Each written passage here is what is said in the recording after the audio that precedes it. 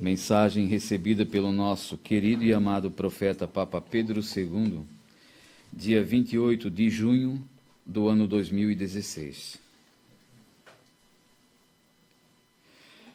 O que levou os homens a serem mortais foi a desobediência.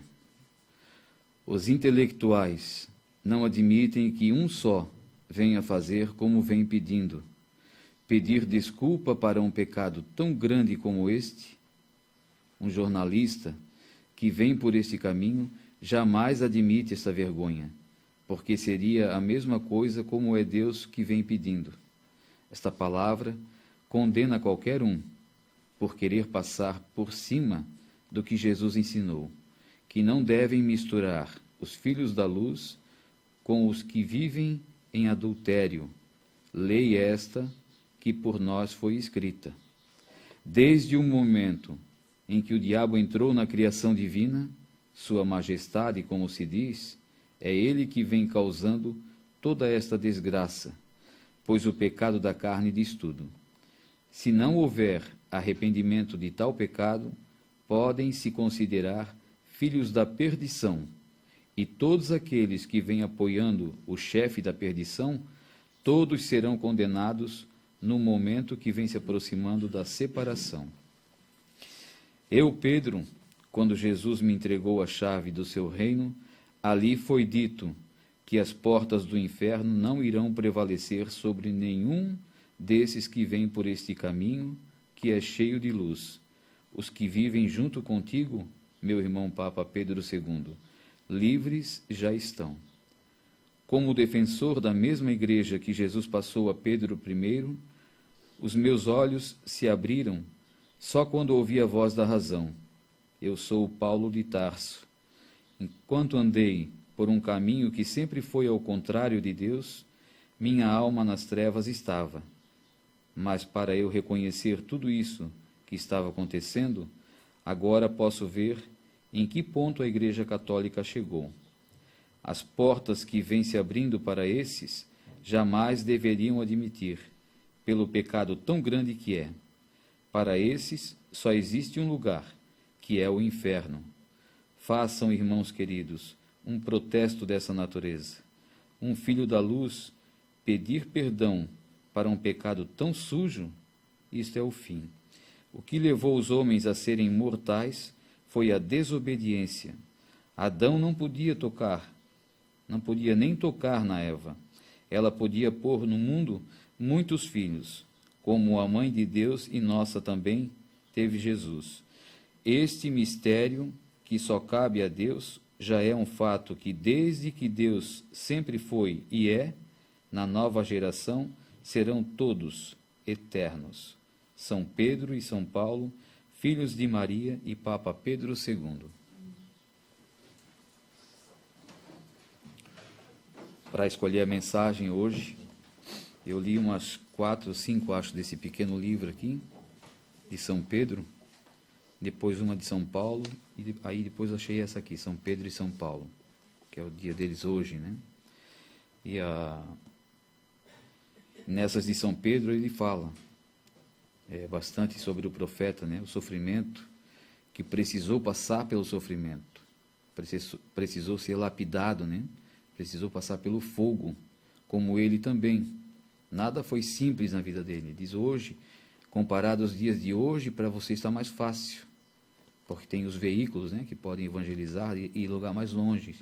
E ele diz, para mim, foi minhas pernas que me davam sustentação, né, para divulgar, para fazer a evangelização.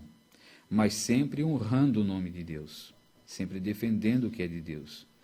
Depois, a outra que de São Paulo, ele fala também, e nessa ele toca, né, esse que lá está, que nem deveria usar o nome que tem, Francisco, que foi um santo, um grande santo quando chegou na frente do Papa da época, né? E agora esse quer passar por cima das leis que Deus deixou, que os profetas deixaram. Pedir perdão, que ele fala aqui, é a esses perdidos aí, né? Que ele diz que nós temos que pedir perdão. Seria bom, né? Perdoar aqueles que praticam aborto, leis deixadas pelos profetas através de Deus, que não pode fazer isso. É abominável na frente de Deus. E ele quer dizer que tem que pedir perdão. né? Aqui então São Pedro e São Paulo nessa mensagem diz: nós temos que ser fiéis para Deus, não agradar o homem aqui na terra. Uma outra mensagem lá de São Pedro, ele fala também: esse trabalho que vens fazendo, meu filho, que o pai perguntou sobre os livros, né? Naquela mensagem, se os livros ele ia conseguir pagar a gráfica, e se ele ia dar conta de distribuir aqueles livros, né? Que são esses 3.000 livrões.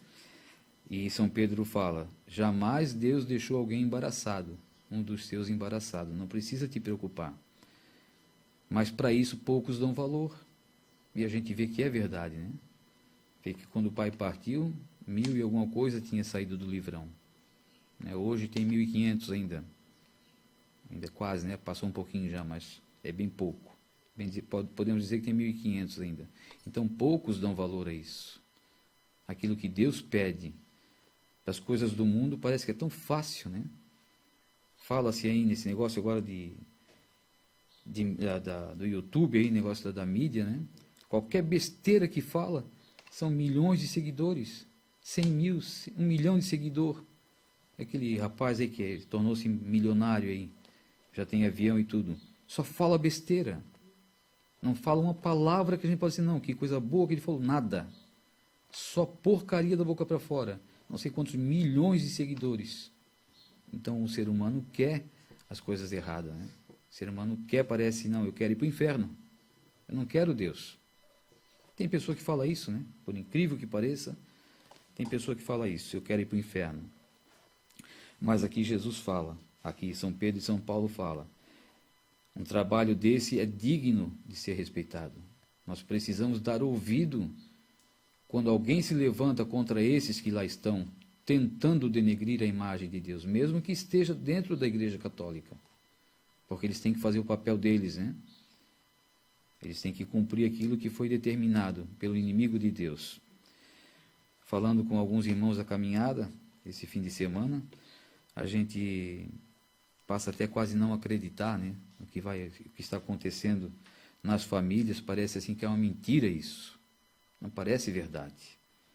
Como que o ser humano, desde pequenininho, foi criado dentro de uma norma, né? Dentro de um conceito, e depois que pega uma idade, tudo aquilo foi jogado por água abaixo.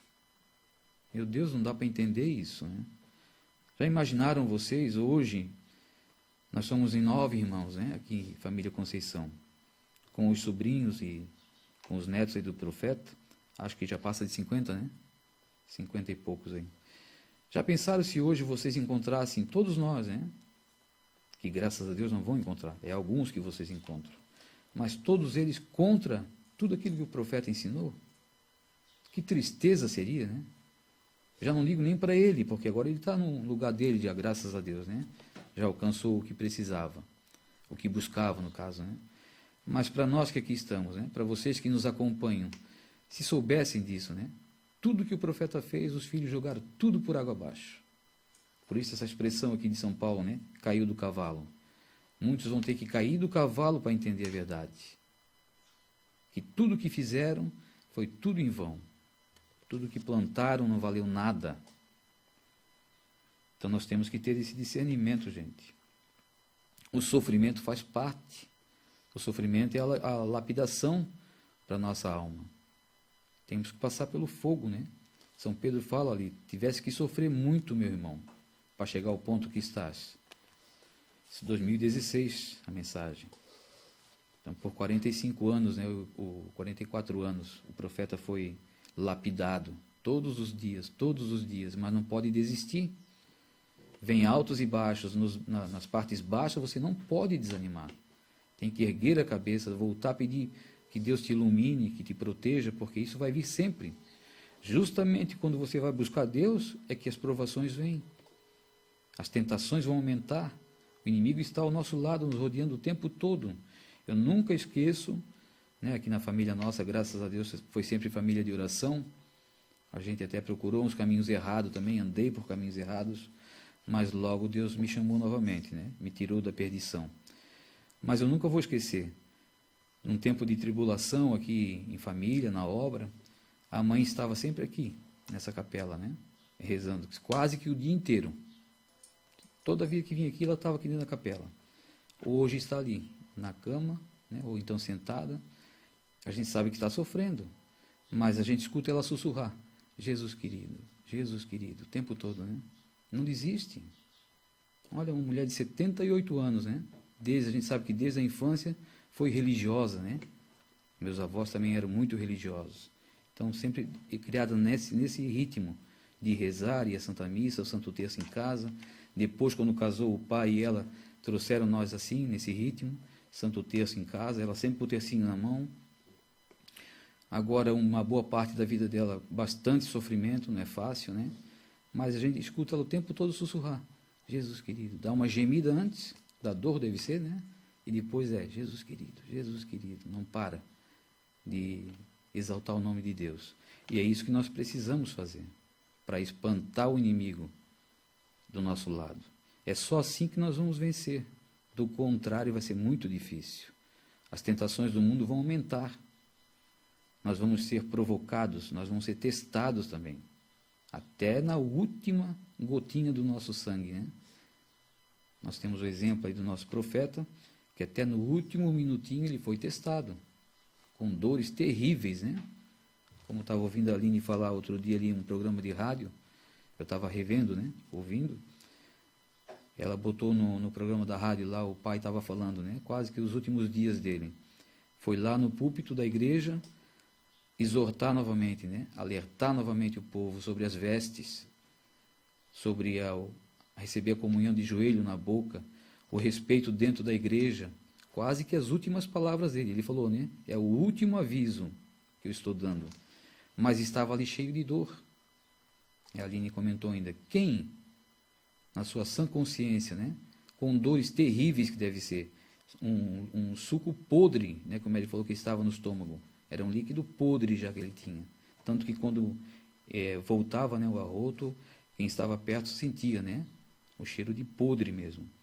Quem que em sua sã consciência, desse jeito, sofrendo dores, vai sair, e era o dia do aniversário dele, né? No dia do aniversário dele, sair da sua cama, ir lá na igreja para alertar novamente os irmãos, chamar a atenção dos irmãos, né? Que já tinham lutado 44 anos. Podia dizer, a minha parte eu fiz, que se virem agora, né? Cada um que lute por si, eu vou cuidar de mim. Mas não, estava ali sofrendo, mas pensando nos irmãos. E é assim que nós devemos ser. E é aí que o diabo vai tentar a vida inteira. Vai ficar ali cutucando, espizinhando, né? Porque Deus deu essa permissão. Acha que para nós vai ser diferente? Nós até estamos vivendo de uma forma muito boa, né? A nossa vida está muito boa. Tem hora que eu fico botando minha mão na consciência e penso o que vai vir aí pela frente ainda, né? Que se for assim para mim, foi uma vida muito boa. Se para mim a minha vida acabar logo, né? Eu não sofri nada. O que eu tive de sofrimento na minha vida? Nada. Então nós temos que agradecer a Deus, não deixar de vir à Santa Missa todos os dias, enquanto nós temos a graça de ter aqui um padre fazendo tão correto, né, uma missa tão linda, tão zeloso pelo altar, tão amoroso com Jesus sacramentado. E nós temos essa graça de estar aqui. E muitos estão perdendo por preguiça, né? Por preguiça. Porque a gente sabe que muitos que aqui estão saudáveis, não estão trabalhando por causa da pandemia, estão em casa, mas não vêm à Santa Missa. Isso vai fazer falta depois, gente. É isso que Jesus falava através do profeta. Preparem suas bagagens para os tempos difíceis. É a oração. É vir aqui se fortalecer com o corpo de Cristo, né? Então não percam essas oportunidades. Pensam todos nisso, tenham todos um bom dia. Vamos ficar agora com a bênção do profeta.